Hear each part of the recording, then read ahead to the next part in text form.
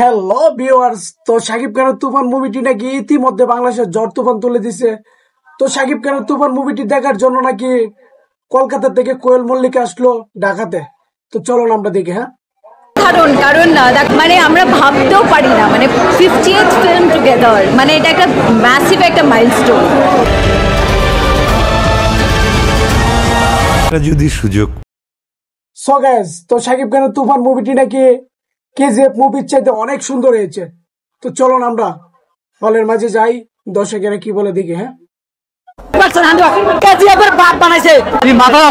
মাথা নষ্ট উড়াদুরা সেই তামিল তেলুগু যা বলবেন ভাই সব ফেল ভাই। এই সিনেমা দেখার পর আমার মনে হয় না সাকিব ফ্যাটার এই শব্দটা বাংলাদেশে থাকবে।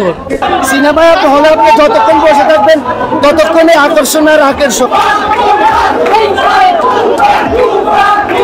ভাই দর্শক আরো কম হয়ে যাবে। পরিচালককে থ্যাংক ইউ জানাই, এরকম যে উড়াদুরা অ্যাকশন উড়াদুরা 100 কোটি যাবো। কেমন লাগছে? জোস ভাই জোস, মারাত্মক। সো গাইস, তো সবাই বলতেছে কেজিএফ মুভির চাইতে নাকি সুপার হিট মুভি হয়েছে তুফান মুভিটি। তো আপনারা মূল্যবান মতামতটি জানাই দিবেন কমেন্ট বক্সে।